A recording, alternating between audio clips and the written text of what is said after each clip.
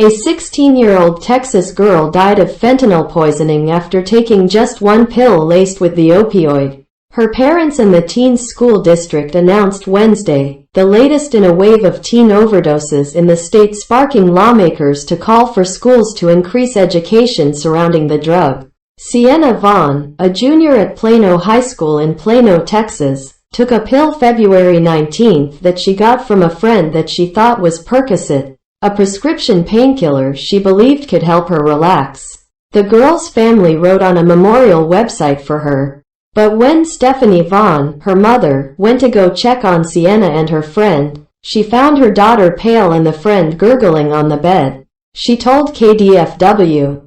Medics rushed the two to a hospital. The friend survived, but Sienna was pronounced dead of what was confirmed to be fentanyl poisoning. They didn't know what they had, Sienna's mother told the TV station. They didn't know it was fentanyl. In a letter sent to parents Wednesday evening, Plano Independent School District Superintendent Teresa Williams confirmed that an unidentified student had recently died of a fentanyl overdose. We recently experienced the tragic loss of one of our beloved Plano ISD students to a deadly fentanyl poisoning, Williams said in the letter, according to WFAA. I cannot express the sadness and grief that we are all feeling. The Vaughn family told the Washington Post that they have been crushed by the sudden loss of our wonderful daughter and sister. She meant everything to us and we'll never fully recover, the family said in a statement. Our goal in going public with her story is to honor her memory by trying to save the lives of other children. Sienna's death is the latest fatal teen fentanyl overdose to rock Texas in recent months. As parents, lawmakers and authorities respond via interviews, proposed bills and even billboards featuring the faces of young people who have died. In North Texas, there have been nearly a dozen cases of students in the Carrollton Farmers Branch Independent School District overdosing on fentanyl between September and early March, NBC News reported. The cases, which include 3 deaths, brought about charges against 3 people for conspiracy to distribute and possess with intent to distribute a controlled substance. According to a federal complaint last month, billboards went up this week near Austin showing Cameron Stewart, a 19-year-old from Cedar Park, Tex, who died after taking a laced Valium in 2021. The billboard, which features a photo of a smiling Stewart, reads, "Fentanyl kills. ... Just ask my mom." Texas Republicans have responded to the fentanyl deaths by calling for more education in schools and harsher punishments for those convicted of selling the opioid. State Rep.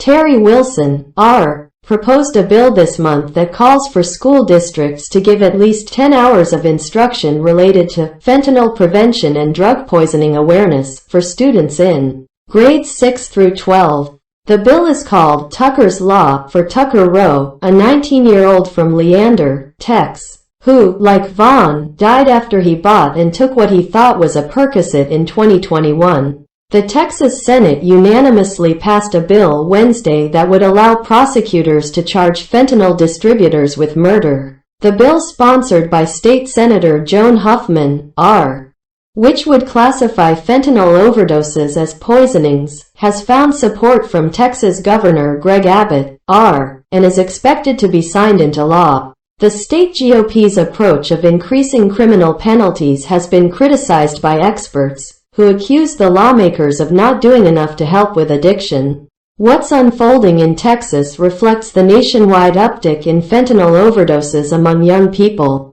Depending on a person's body size, tolerance and past usage, a fentanyl dose of as little as 2 milligrams can be lethal, according to the Drug Enforcement Administration.